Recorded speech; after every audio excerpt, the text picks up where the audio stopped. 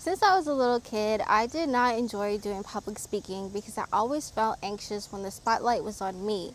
It wasn't until I entered my 20s that I decided to actively work on this skill so I could overcome my fear and improve my stage experience. Here are 10 lessons I have learned since starting this journey. Lesson 1. Nothing will change until you decide enough is enough. Until you reach a breaking point in which you decide, I'm tired of being fearful of public speaking, I'm tired of missing out on opportunities because of my fear of public speaking, I'm tired of doing lip sync videos because I'm too scared to use my own voice. Until you reach that point, nothing will change. You have to get to a breaking point where you decide enough is enough. I'm ready to work on this skill. I'm ready to conquer this fear. Let me take you back to my breaking point. When I was in college, I had to take a public speaking course. My professor was an advisor for one of the student clubs there. It was a Toastmasters club. And she would constantly invite me and my classmates to attend their meetings in order to earn extra credit. Since I was doing well in her class, whenever she would talk about Toastmasters and extra credit, that information always went in one ear and out the other. It wasn't until she introduced our final project that I decided to not only visit the Student Toastmasters Club, but to also join it so that I could do a rehearsal of my speech before I had to present it in class. I was so excited for this. I thought I'm going to prepare in advance and I'm going to impress my teachers and my classmates and the people at this Toastmasters meeting. That was my intention. However, my procrastination habits got the best of me. The day that I was signed up to give my rehearsal, a few minutes before the meeting, I was still working on my speech script. I was sitting in the meeting room, typing it out on my laptop. I finished it. I went to one of the computer labs. I printed it out, and then I made it back to the meeting room before the meeting began. When it was time for me to give my speech, I went up to the front and I delivered it. Now, can you guess how that presentation / rehearsal went? Yeah, it was terrible. I felt extremely anxious and unconfident during my presentation. To me, it was one of my worst presentations I've ever given. Now, if you've never been to Toastmasters, let me give you a little brief of it. Toastmasters prides itself on providing a supportive and positive environment for everyone there, especially for the speakers, because we know that public speaking is very nerve-wracking for people. So your audience is not going to boo you off the stage, even if you do a terrible job. You will get constructive feedback from your speech evaluator as well as the other members and guests at that meeting. They'll tell you what you did well on and what you can improve on after your speech. However, again, nobody's going to boo you off the stage or make you feel like you should never get up to speak again. Now, while my audience was very supportive during this rehearsal, I still did not feel good about my presentation because I didn't prepare. I didn't prepare what I wanted to say in advance. I had my PowerPoint presentation ready in advance. That was one thing I had done before the meeting, but I didn't have my speech script done in advance, and I didn't practice what I wanted to say before I got up to do my rehearsal. Now you might be thinking, Jessica, isn't the point of rehearsal for you to rehearse, for you to practice, so it's okay to mess up? In one sense, yes. The whole point of the rehearsal was for me to practice my speech before I had to deliver it in my public speaking class. However, I still wanted to do a good job during my rehearsal because I wanted to see what areas do I really need to improve on before I have to give this speech in my speech class, and I'm grading it on it. But because I procrastinated and I didn't prepare in advance, I forfeited the opportunity to really see how well I knew my material, to really see how well my audience resonated with what I had prepared, and to just really see what I need to work on and what I can keep doing well when it was time to present this speech in class. All of that happened because I procrastinated. I kept procrastinating. But after that presentation, that is when I decided enough is enough. I'm tired of being scared to speak in front of an audience. I'm tired of feeling anxious. I'm tired of having to rely on notes when I have to speak. Like I said, I had an actual speech script that had my exact words and statements and ideas that I wanted to share during my presentation. I decided that enough is enough. I want to change. I want to be a confident speaker. I want to learn how to prep with little to no time. I want to learn how to speak without notes or scripts or an outline. I want to learn how to feel at ease when it is time for me to get up and speak in front of an audience, whether it's in person or online. That was my breaking point years ago. And after I reached this breaking point, I actively worked on this skill. I didn't just say, yes, I'm going to work on this skill, and then that's that. I stayed in Toastmasters and I gave prepared speeches. I served in different meeting roles. I served in different leadership roles. I even competed in speech competitions, and I've done trainings in person and online. I have been actively working on my skills since that breaking point, so I could get to this point where I'm comfortable enough to record videos in a public park, where I'm comfortable enough to create videos for social media and share my thoughts and my mistakes and my lessons that I've learned throughout the years. And to share it while I'm such a sweaty mess because it is hot and humid. Woo! It is hot and humid, y'all. It's hot and humid. The point is, you've got to get to your breaking point. Now, you don't have to be in that same situation as I was, where you procrastinate before you have to give a speech and you feel terrible doing the presentation, and maybe your audience is not as understanding because they're not Toastmasters. You don't have to wait until you get to that point. You can decide right at this moment that enough is enough and you want to change. You want to be able to use your own voice. You want to be able to record videos. You want to be able to give presentations. You want to be able to be a keynote speaker at a conference or an event in the future. You want to be able to get paid to speak. You want to be able to get paid to create videos for brands for their marketing efforts. Whatever your goal is, you've got to decide enough is enough to start your public speaking journey. Lesson 2, your audience's time matters as much as your time does. We want to enjoy giving speeches and creating videos, and our audience wants to enjoy listening to our speeches and watching our videos. In order to make that happen, we have to prepare in advance. Preparation is the key to not only knowing what you want to say and how you want things to look, but it's also key in making sure that you deliver a great speech, a memorable video, an inspiring and heartfelt message to your audience. Not preparing can lead you to fumbling, can lead to you recording the same sentence 50 times in one day. It can lead to you forgetting what you want to say, being disorganized when it's time to give your speech, etc. Not preparing is also a bit disrespectful to our audience. Let's go back to the example that I shared earlier. Remember, I said I did not prepare in advance for my rehearsal. Now, I did create my PowerPoint presentation in advance, and I did have my speech script done, although it was done right before the meeting, but I didn't practice what I wanted to say before I got up on stage that day.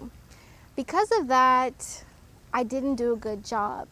Again, in Toastmasters, your audience will be supportive because Toastmasters prides itself on providing a supportive and positive experience for its members and guests. However, I'm sure if they could be completely honest, they would have said that I could have done better. Now, I did get feedback on what I could improve, of course, but I'm sure the criticism would have been a bit different had I presented that speech in a non-Toastmaster setting. Also, it was disrespectful of me to not prepare in advance for that rehearsal meeting. Yes, it was a rehearsal meeting, so it was a means for me to practice my speech before I had to deliver it in class, but I still needed to practice before I got to that rehearsal, because the audience there at Toastmasters, they also wanted to have a good time. They had no idea who I was or what I was going to talk about, but they were eager to listen. Your audience may not know you. Your viewers on social media may not know who you are.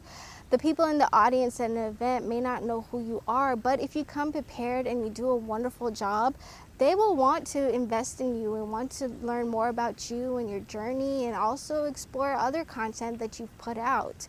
But in order for us to have that kind of effect, we have to prepare in advance. This means coming up with your topics in advance, doing research on your topic, creating an outline or even a script that you can use when you want to practice your speech. This means thinking about what visual aids you want to have in advance so you can practice with those before you actually hit record, before you actually deliver your presentation in person.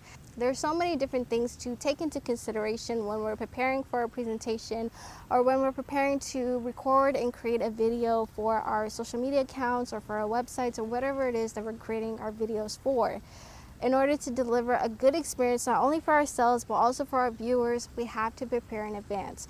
And to do that, we need to keep in mind that our audience's time is just as valuable as our time. Our audience can be doing anything. They could be watching someone else's videos. They could be attending a different event. They could be attending a different meeting. But they chose to watch your videos. They chose to attend the event that you're going to be a speaker at. They chose to attend the meeting in which you're one of the guest speakers or one of the featured speakers. They chose to give you some of their time. So it is up to us as speakers and creators to reciprocate that type of energy by making sure that we do our best whenever we have to give a speech or presentation or just create a video in general. Lesson 3, use the triple replay method when doing a self-evaluation. When I took my public speaking course, my instructor would record our prepared speeches so that we could do a self-evaluation when we got home. For the self-evaluation, she had us watch our videos 3 times so we could take notes and complete our self-evaluations thoroughly. I call this method the triple replay method. Here's how you can use it. First, watch your video as if this is the first time you're seeing it, as if this is the first time you're hearing this speech, whatever. Just watch it all the way through and take note of your first impressions. What stood out to you? What did you like? What did you not like? Write this down. For the second replay, listen to the video without watching the screen. You can scroll up or just look away from your computer or your phone or wherever you're going to watch the recording or the video. And this time, I want you to take note of what you hear. You're going to pay attention to what you're actually saying during your speech or in your video. Again, you want to note down what you think you did well on, as well as what you think you can improve on. Listen to your pitch, your volume, your tone, your language choice, your organization. You want to pay attention to if you actually changed your voice throughout your speech or your video. Were you speaking in a monotone? Did you increase your volume at some point? Did you decrease your volume at some point? Were you speaking really fast at one point during your speech or your presentation? Did you slow it down at other points in your speech or your video? Pay attention again to your pitch, your volume, your tone, your pace.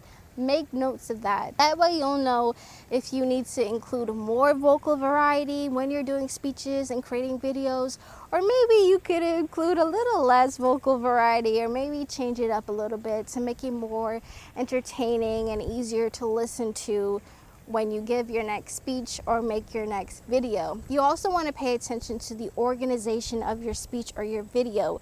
Can you tell when you're transitioning from one idea to another, one point to another, or does it just sound like one long monologue or soliloquy? What does it sound like? Can you tell what the main points are, what the subpoints are, what the examples are? Did you use any research? Did you use any examples or stories to support your points? Or Did it just sound like something that you just made up on the spot? So again, for the second replay, you're listening to your presentation. You're paying attention to what you're saying and how you're saying things. You want to know, do you emphasize words? Do you enunciate? Do you mess up on certain words? Do you need to work on your pronunciation? Pay attention to those things the second time that you replay your video. For the third replay, this time you're going to watch the video with no sound. So you're going to mute the sound on the video. And this time I want you to pay attention to your body language as well as your stage area or the background of your video. Take note of, what do I tend to do with my hands? Do I clasp my hands when I'm speaking? Do I use my hands a lot when I'm speaking? Do I keep my hands to the side and look really stiff when I'm speaking? Do I stay in one position and maybe I just kind of rock back and forth? Do I actually use my stage area and I move from one area to the next as I'm moving from point to point or example to example? Or am I sticking to the lectern or in the same position for the entire video? How does my face look during my speech or in my video? Do my facial expressions match what I'm saying? If I'm talking about something I'm really excited about, do I look like I'm excited about it, or do I just look like, yeah, I'm so excited to be talking about this and this really excited thing happened to me? Your facials, right? Your facial expressions should match what you're saying, but I know that's an area I can improve on for sure. So you want to take note of this when you're watching your video without the sound. You want to notice, does your facial expressions match what it is you're talking about? Or does it stay the same throughout the video? Does it look like you're not really interested? Does it look like you're scared to be up there? Does it look like maybe something else is going on that's occupying your mind while you're giving your speech or your video? Pay attention to what it is that you are doing with your body as well as your stage area. How are you moving? How are you not moving? How does your background look? If this is just a pre-recorded video that you're reviewing, then take note of your background. Was there something very distracting in your background that you want to take note of next time you record in that same area? Make sure that it's not in the frame because you don't want to distract your audience from it. Maybe you can change up your angles, like maybe you only kept one angle throughout the entire video and you didn't include any edits to make it a bit more interesting. Now, not saying that you can't do that sometimes, you definitely can, but if you want to improve, you can take notes and stuff like that, so that way you know what you can change up going forward. So that's the triple replay method. Again, you're watching it completely with the sound on and looking at the screen just to take note of your first impressions. The second time, you're only going to listen. You're not going to look at the screen. And the third time you replay the video, you're going to watch the video without the sound on because you're going to pay attention to your body language and your stage presence or your background of your video.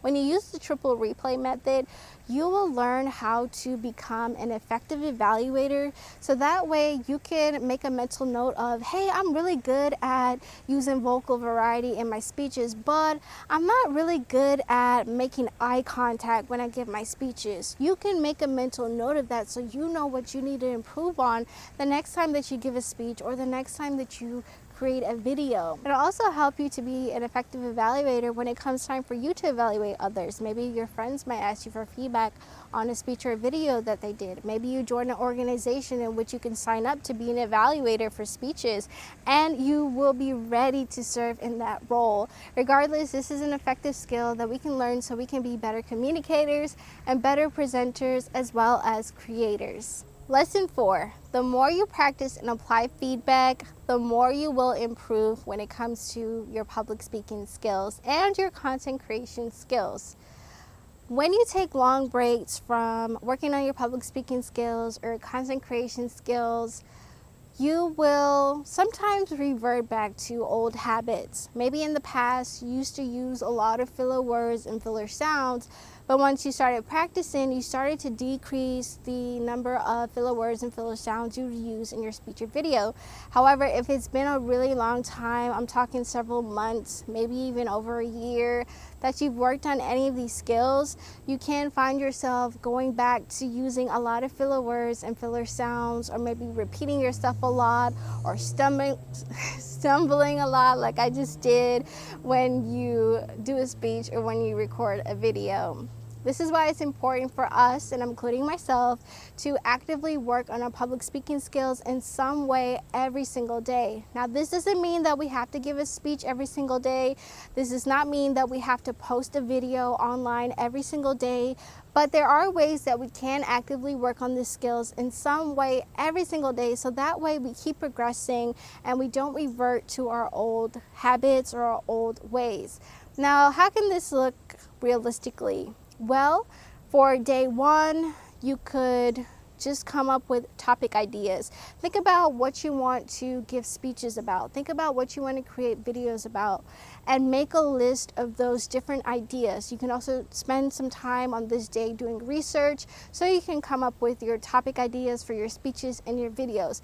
The next day you can spend it picking one of those topics from that list and actually doing some more research so you can create an outline or a script for your speech or your video.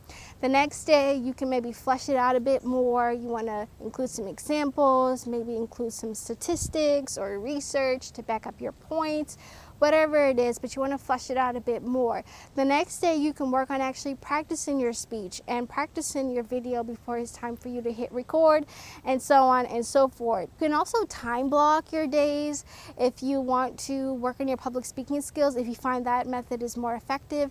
For example, you could dedicate Mondays to just coming up with topics. You'll do research, maybe you go on social media for a little bit, set a timer, and look at what other people are talking about so you can draw inspiration from that to come up with ideas for your speeches and your videos.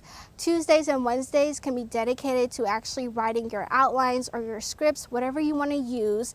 So you'll spend Tuesdays and Wednesdays blocking out some time and actually coming up with your outline or your script for your speech or for your video.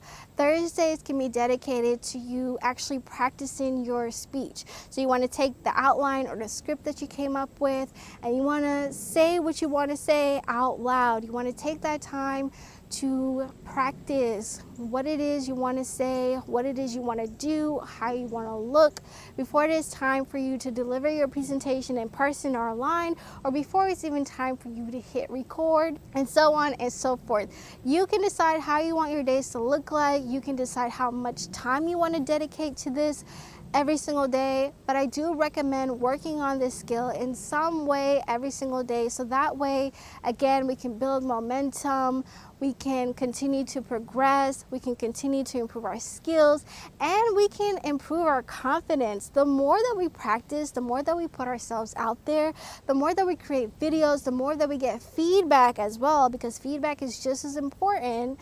The more that we get feedback and we apply that feedback to our speeches and to our videos, the better we will get and the more confident we will become. If you want to know what is the secret to becoming a confident speaker or a confident video creator, it is literally practice. You gotta put in the reps just like you would if you wanted to start working out, or maybe you wanted to train for a marathon or for a 5K walk or whatever it is.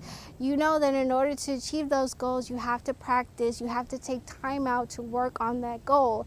Similarly, we've got to do the same when it comes to our public speaking skills. We've got to put in the reps, we've got to put in the work in some way every single day. Again, this doesn't mean you have to give a speech or record a video every single day, but there are little steps that we can take every single day to work on these skills and to improve it, as well as improve our confidence over time. Lesson 5, use variations of scripts and outlines to build your extemporaneous speaking skills. In the beginning of my journey, I relied heavily on scripts in order to give speeches, and that's okay. If you need to use full scripts in order to build the confidence or the courage to get up to speak in front of an audience or to hit record, then use it. There's nothing wrong with using scripts in general. However, over time, I started to use other methods so that I could become less scripted and more extemporaneous when I had to speak. For example, I started using PowerPoint presentations with my speeches so that way I could remember exactly what I wanted to share and I could stay organized during my presentation. Now, mind you, my PowerPoint presentations were not filled with paragraphs of text. I didn't have full sentences on there unless I was sharing a quote or statistics. Instead, I had bullet points of my main points and my sub points and things that I wanted to share with my audience. That way, I still had some form of notes so that I could remember what it is I wanted to share with my audience, but I was not as scripted as I used to be, where I literally had every single word written out on paper. That way I could give a perfect speech or a perfect presentation. This is what I mean by using variations. So maybe you use a PowerPoint presentation, or you could use note cards, you could use a poster, you could use a graphic, you could use a handout, whatever it is that's going to help you to move from being scripted to being more extemporaneous. Use that tool to help you with that transition. Now, don't beat yourself up if you find yourself going back to using scripts. I totally understand. Like I said, when I started my journey, I relied heavily on scripts because it gave me the courage to get up and speak. Remember, I was dealing with anxiety, and I still deal with it at times today, because anxiety is just not something you snap your finger and it's gone, and it's not really something that just goes away because you gave 100 speeches or 100 presentations. Anxiety is very different from nervousness. It's very different. That's why I relied very heavily on scripts. I needed that to help ease my anxiety a little bit when it was time for me to get up and speak in front of an audience. Even for my short form videos, I like to script those because you only have so much time to speak and to make your video a certain length. So I want to make sure I'm concise and I'm including all the information that I want to include in that particular video. So I will still script my short form content, but I'm working on being more extemporaneous when it comes to my long form content. For example, for this video right here, I do have some notes on my phone, but it's not like I'm just reading everything from my phone to you. Instead, I'm just glancing at it in between cuts and between takes so I can remember, yes, I want to share this point, or this is my next lesson. But I'm not speaking from a script. I'm not saying something word for word, because I've learned over time to transition by using visual aids, by using certain tools, so that I can feel comfortable enough to speak. I wouldn't say speak off the cuff, because I'm still preparing in some way, but it's not scripted. For you, I recommend switching between scripts and outlines. The difference is, with the script, you're writing exactly word for word what you're going to say during your speech or during your video. An outline, though, usually contains bullet points of your main points that you want to share, the examples you want to share. Sometimes your outlines can include exactly what you want to say for your introduction and exactly what you want to say for your conclusion. I would say if you want to move away from being scripted, I would start there. So script your introduction and script your conclusion so you can start strong and finish strong. And then come up with your main points, come up with your transitions as well for your speech or for your video. But for everything else, I want you to just speak. And you're gonna do this when you practice. So you're gonna practice again before you have to go and present this speech in person or online. You're going to practice before you have to hit record.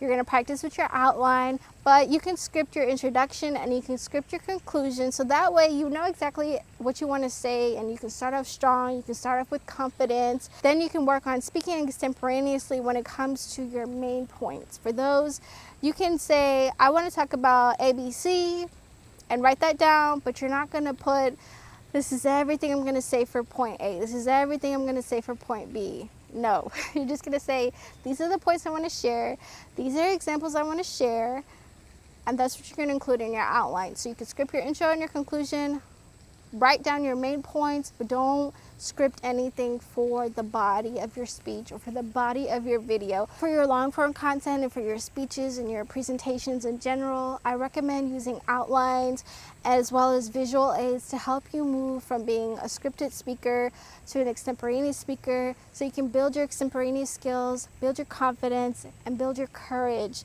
to get up and speak in front of an audience and to record videos and publish them online as well.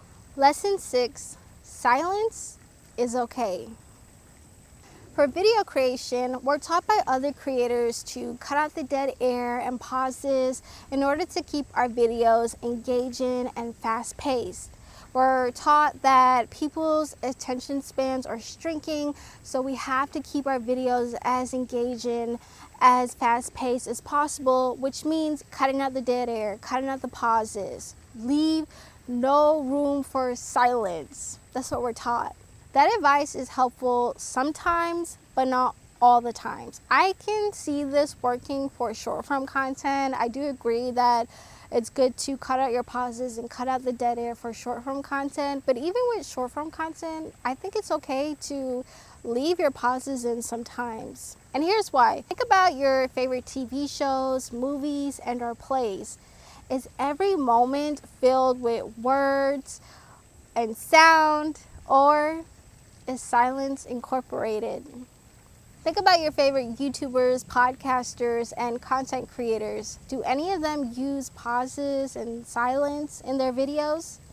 They most likely do, at least one of them. Using pauses and silence in our videos and our speeches can be effective if used the right way. We want to give our audience time to absorb the information that we're sharing, especially if we're sharing educational content or maybe something that's really heavy. You want to give your audience time to really think about what it is that you're sharing. If you're sharing a lot of statistics, research, or even stories in your speeches or your videos, using silence or using pauses or even simply slowing down can give your audience time to absorb all the information that you're giving them. You want to give your audience time to really think about what it is that you're saying, and you want to give them time to react to what you're saying. If you're going to share jokes in your speeches or your videos, you definitely want to incorporate pauses or silence so that way your audience can react to your jokes.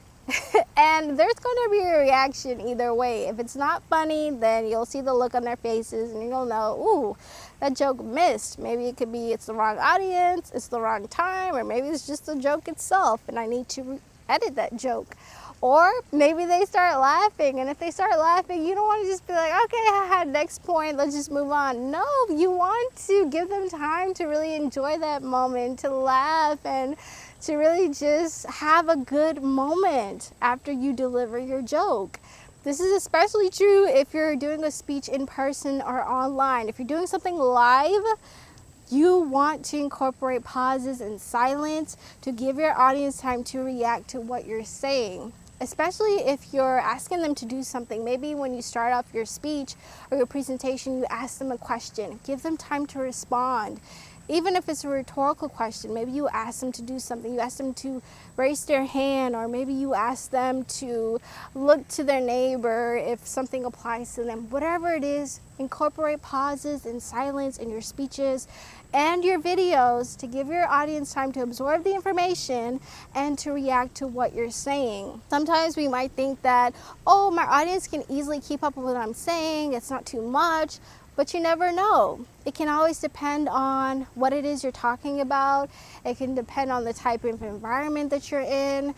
It can also depend on the individual themselves. Maybe your audience is dealing with something in the moment and they have a lot going through their mind. And because of that, they're having trouble following what you're trying to say. And this could apply to many people in your audience. So giving our audience time to react, to absorb, to reflect, this will help to improve their experience of our speech, of our presentation, of our videos, and it will help to make our speeches and our videos even better. So don't always cut out the dead air, don't always cut out the pauses, don't always try to fill every single second with words or some kind of sound. It is okay to be silent at times. Lesson 7. Presenting in person and presenting online are two different experiences, but each setting can help you prepare for the other. In the beginning of my public speaking journey, I mainly gave speeches and presentations in person. It wasn't until the pandemic happened that I started to do presentations and speeches online. The skills that I learned, the skills that I built when I did my in-person presentations and speeches helped me when it was time for me to give speeches online. Now, mind you, speaking in person and speaking online are a little bit different, but the foundations are still the same. The foundations do not change based on your settings. Those will remain the same. However, I was able to adjust and adapt when the pandemic happened and we had to go online, we had to do our speeches online.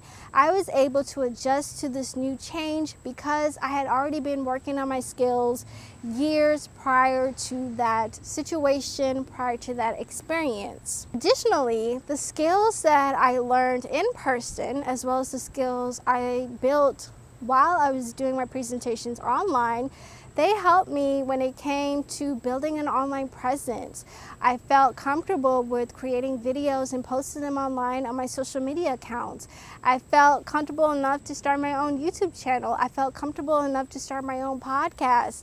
This was all because those skills are transferable in each setting. So I recommend working on both. Work on giving speeches and presentations in person, and work on giving speeches and presentations online. Additionally, work on creating videos and posting them online so you can receive feedback from your audience. All of these different skills, these different types of public speaking skills and communication skills can help you when you are put in different public speaking situations. For example, earlier in July, I had to do an in-person interview. Now, I haven't been working on my in-person public speaking skills as much as I would like to.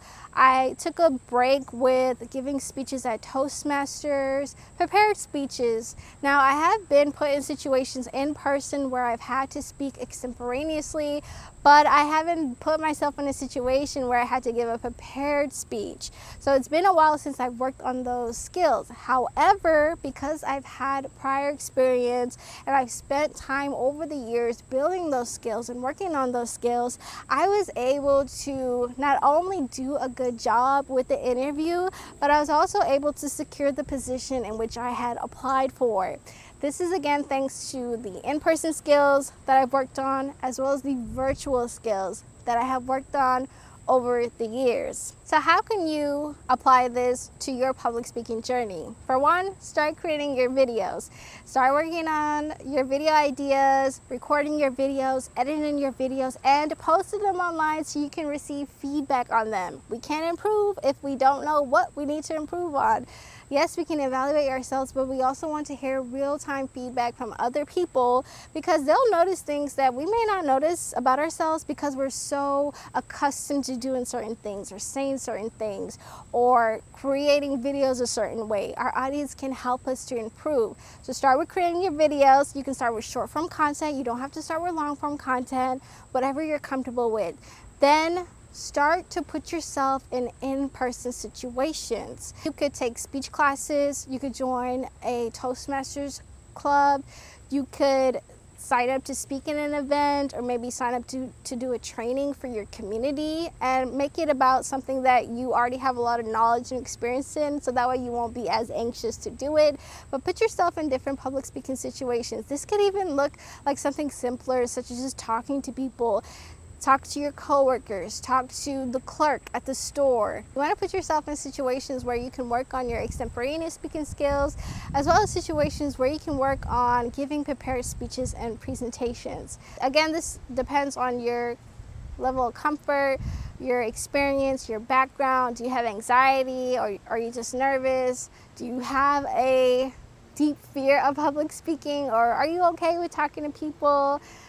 Take all of that into consideration and determine what your first step is going to be. Regardless, make sure you're working on both your in-person skills and your virtual skills. You can choose to work on one and then work on the other after, or you can do it simultaneously. Maybe one week you're going to give a speech at an event or a meeting. The next week you're going to work on creating a video. The next week you're going to work on speaking to people at stores, or maybe speaking to your coworkers, or speaking to managers, or whatever it is. The following week you're going to create either a long form content if you created short form before, or you're going to work on creating short form content if you created long form content before. Mix it up, have fun with it, but work on both of these skills because each of them will help you in different public speaking situations. Lesson 8, making mistakes is normal. Even professional speakers and content creators make mistakes while presenting in person or online, or even during content creation. Sometimes people may make fun of you or try to downplay a point that you made because you stumbled on your words, or you use filler words or filler sounds. Even I can get annoyed sometimes when I'm watching a video and the person is saying and a lot, or messing up a lot, and that includes when I'm watching my own videos or I'm replaying my recordings and I'm checking my clips in between takes. I even get annoyed with myself when I hear myself mess up, when I hear myself stumble, when I watch a clip and I'm like, oh, that's not how I wanted it to be. Regardless of how I or someone else feels though, it is normal to make mistakes. We are human beings, so we're prone to make mistakes. We're prone to stumble. It's normal for us to use filler words and filler sounds when we're first starting out. That's totally normal. With practice though, we can learn to decrease the number of filler words and filler sounds we use. We can get better with speaking and make less mistakes over time, or fewer mistakes over time. What's the correct word? It's normal to stumble on your words or to use filler words or filler sounds when you're speaking extemporaneously. That is human nature. That is something we cannot change. As humans, we're never going to be perfect, and that is okay. It is okay to make mistakes. It is okay to have to redo a video. Also, it's okay if our evaluators or our audience has something that they think that we can improve on. Now, you can always take criticism with a grain of salt. You don't always have to agree with everything that someone says they didn't think you did well on. But you don't have to be afraid to be criticized. I know sometimes when it comes to new members, when they join Toastmasters, or even maybe seasoned members, when they receive feedback on their speech, sometimes I can see that look where they think, man, I messed up, because their evaluator shared some points on how they can improve or what they could have done better during their presentation. The thing is, even if you make the best video, even if you make the best speech, even if you deliver the best, most engaging presentation, I guarantee there's still something that could have been improved. This could be maybe in your preparation, this could be maybe in your audience interaction, maybe it's something so small that if you point it out, it can sound kind of haterish, but there's always room for improvement, because as human beings, we're never going to be perfect. So there's no such thing as a perfect speech or a perfect presentation or even a perfect video. There is a such thing as a memorable speech, as a remarkable video, as an engaging presentation, yes, but there's no such thing as perfection when it comes to giving speeches, delivering presentations, or creating videos. It is human to make mistakes. When it comes to this whole imperfection thing, it's important for us to have a balanced mindset. We don't want to go to one extreme where we think, oh, we never have to change. If I happen to say 50 filler words in a 2-minute speech, then so be it. That's just how I talk. We don't want to be on that extreme, but we also don't want to be on the other extreme of where we're nitpicking every single detail of our speeches, of our videos. We want to be in the middle. If we make a mistake, then so be it. We'll make a note of it, we'll learn from it, and then we'll try not to make the same mistake going forward. We want to be balanced in our mindset, where we remember it is normal to mess up, it is normal to make mistakes, it is okay to stumble, it is okay to use filler words and filler sounds. The goal is not to be perfect. The goal is to improve with each speech that we give and each video that we create. We want to improve in some way every single time, but we don't We're not striving for perfection, we're striving for progress. Lesson 9, your journey will look different from other people's journey, and that's okay. Let's say that you and your friend both don't like public speaking, but you want to create videos so you can start a YouTube channel. You both take the same speech classes or you join the same Toastmasters group in order to improve your public speaking skills. 3 months go by and you notice that your friend has already created and posted 2 videos on their YouTube channel while you're still struggling to even record your first video. You also notice that your friend is more confident than you when it comes to speaking in public and doing impromptu speeches, yet you're still struggling in those areas. When it comes to situations like this, it's very easy for us to compare ourselves to other people without taking the entire situation into consideration. For example, maybe your friend never had a fear of public speaking. They simply needed help with organizing their ideas and maybe even working on their eye contact or their stage presence. You, on the other hand, deal with anxiety.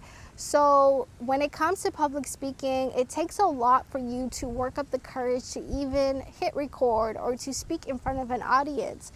When it comes to public speaking, you tend to stumble more, or you feel like you can't speak if you don't have a script prepared in advance.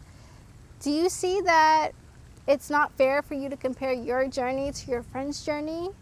You're both facing an obstacle, yes, but they're completely different obstacles. Your friend needed help with organization and eye contact and maybe their stage presence, whereas you need help with building up the courage to even get up and speak in front of an audience or to even press record. Those are different obstacles, and that's something we have to take into consideration when we're looking at other people's journey. It's okay to learn from other people and listen to them about their journeys and draw inspiration from it to the point where we're like, oh, I want to be a professional speaker like so-and-so, or oh, I want to be a humorous or entertaining storyteller like so-and-so. That's totally okay. What's not okay is if we choose to beat ourselves up because so-and-so started their public speaking journey at the same time as me and they're way ahead, or so-and-so just started their public speaking journey, but I've been doing this for 2 years and I feel like I haven't progressed as much as them. Did you take their obstacles into consideration though? Did you ask them if they even really had a fear of public speaking, or maybe they just needed help with something like your friend did, which is organization? We don't want to compare ourselves to other people, especially when we don't know all the details, we don't know the whole situation. Our journey is going to look different from other people's journey, and that's okay. Additionally, this is not a race of any sort. You don't have to compete with anyone else. You don't have to compare yourself to anyone else when it comes to your progression, when it comes to your timeline of improvement. That is not helpful at all. Now, you can have some time-bound goals in which you set deadlines for yourself. For example, maybe you say by the end of this month, I want to create 1 video and publish it online. That's totally cool. However, you don't want to set a timeline where you rush yourself when it comes to progressively working on your goals at a pace that is comfortable and realistic for you. You don't want to say, for example, by the end of this month, I want to give 4 speeches in person and I want to post 2 videos on my YouTube channel, and you struggle with getting up to speak in front of an audience, or you struggle with even hitting record, or maybe when it's time for you to hit record, it takes you 5 hours to record a 5-minute speech. That is not realistic for you. Start realistically. I know it can feel very slow, it can feel very small in the beginning, depending on what obstacles you're dealing with, but you will see progress over time if you keep working on your skills, if you keep applying feedback, if you keep giving yourself some grace during your journey. Remember the earlier lesson, making mistakes is normal. Just like making mistakes is normal, it's normal to go at a slower pace than other people. Your journey is not supposed to look the same as other people's journey. And this could be the opposite. Maybe you're going faster than other people, and maybe it's your friend that's the one who's struggling. If that's the case, be supportive of your friend. Or maybe you're in the position where you're going slower than your friend, and If that's the case, then talk to your friend about it so they can support you in your journey. Regardless, this is not a race. This is not a marathon. You're not going to get a trophy for rushing through your goals. You don't want to do that. You want to go at a pace that is realistic for you. You want to apply these different skills, these different lessons in a way that is practical for you, for your situation, for your experience, for your fear, for your particular goals. It is important for us to customize our journeys and not compare it to other people's journeys to the point where we feel defeated and we feel as though we haven't made any progress or little progress. It's not a race. Go at your own pace. Lesson 10. We are usually our worst critics, so we often downplay how well we did with a speech or a video. I am definitely guilty of this. There have been times where I have given a speech or a presentation and I didn't think I did a good job, yet my audience gave me some really good feedback and they enjoyed my speech or my presentation overall. There have been times when I'm recording a video and I think I messed up or I didn't do a good job, but when I go back to look at the clip, I think to myself, oh wow, that actually sounded better than I thought it did in my head while I was recording this. I remember when I was taking my public speaking class, during one of my prepared speeches, I had a brain fart. I completely forgot what I wanted to say. In that moment, it felt as though I had paused for at least 10 seconds. And because of that, I beat myself up over that speech. Even though my classmates said I did a good job, my teacher said I did a good job, I still didn't feel like I did a good job, especially because of that moment. Now, remember I told you that my speech instructor, she would record our prepared speeches. So I did have the recording for the speech. And when I went home and watched the recording, guess what? I didn't pause for 10 seconds. I literally paused for a second or even less than that. However, in the moment, it felt as though I did worse than I thought I actually did. It felt as though I paused and I was frozen for way longer than I actually was. And I was very hard on myself after the fact because I thought it was worse than it was. This is why it's good to have a recording of your speech that you deliver in person or online, or to practice creating videos. By doing that, we can see for ourselves how we actually are as speakers and content creators. We can look at that recording, we can look at that video and say, hey, I'm actually really good at coming up with entertaining speeches. I'm really good at engaging with my audience when I'm speaking to them in person or online.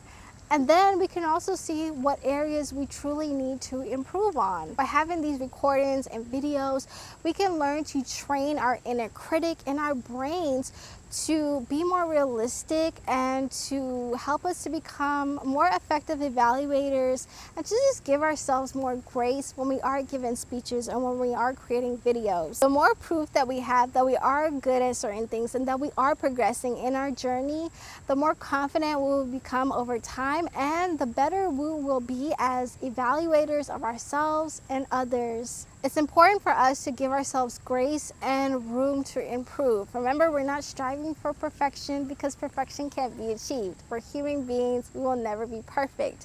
It is normal to make mistakes, just like I shared in the previous lesson. So that our goal should never be to be perfect speakers or perfect video creators or perfect content creators in general. Our goal should be to improve, to progress, to feel more confident, to feel more courageous, to feel less anxious, to actually enjoy our work, to actually enjoy giving speeches and enjoy creating videos. That's what the goal should be, not how perfect can this speech be, how perfect can this video be, I can't make any mistakes. No. It is okay to make mistakes, and it's important for us to give ourselves grace and train our inner critic to be more realistic, to be more graceful. Like I said, we are usually our worst critics. And the thing is, we're the one who has to give the speech. We're the one who has to create the videos.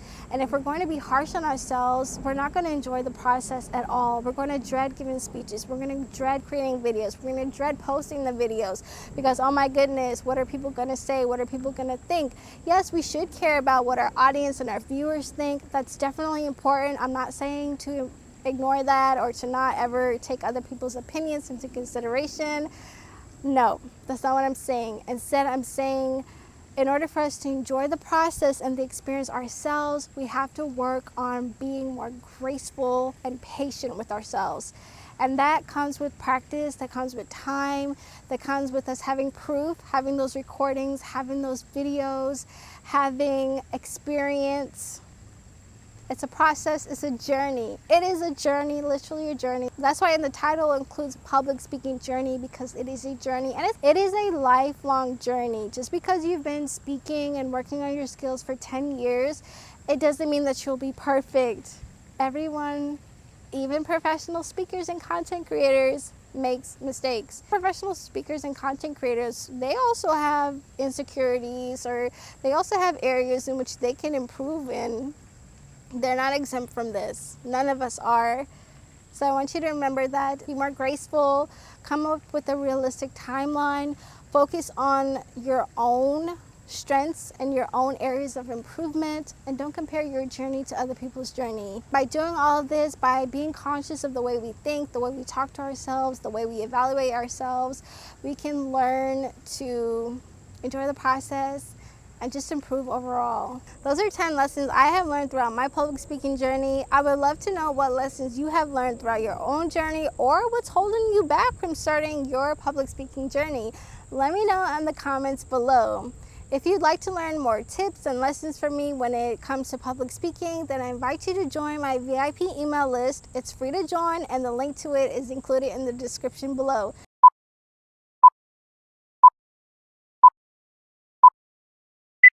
I do want to make a note that I know I just talked about making sure your background is not distracting to your audience, and let's be real, this background might be a little distracting because the water is pretty dirty. I didn't know it was going to be dirty like this before I came to this park. The pictures look a little different. This is my first time here, so please excuse that. And then we do have some people here in the park who are working out, so you might hear them. Ooh, wipe that forehead sweat first. When I first, because I needed that in order for me to, there's a bee, person, or, I think that's what I want to say. I don't know. Thankfully, it didn't rain. I'm so happy. Thank you. It didn't rain. I still see gray clouds. It looks like it's about to rain still, but it's not windy like it was earlier. Are those raindrops? I don't know. I think it is starting to drizzle. Hold on. I'll take that back. But I just want to say, if you haven't started on your journey, go ahead and start. I made a lot of mistakes during recording this video. This is actually my second attempt to record this video. I tried several weeks ago and I recorded about 3 lessons, but then I felt really sick and it was super hot outside, y'all. It is hot and humid. But this is my second attempt, and I've been stumbling a lot. I've been messing up a lot. I've had to restart. I had to redo clips, and that's okay. That's part of the journey. It's been a while, and I'm just getting back into creating videos for my YouTube channel as well as my other platforms, because I'm not just going to post this on YouTube. But this is the process. This is a journey for everyone, including myself, someone who has, how many years? 8 years? Yeah, I have 8 years of public speaking experience, and yet I'm still improving, I'm still learning, I'm still working on my skills, and I need to go because it is starting to drizzle. It's not as hot as it was earlier, so this is a good time to record, but it does look like it's gonna rain, and there's a lot of bugs out here, so it's time to go. Time to go.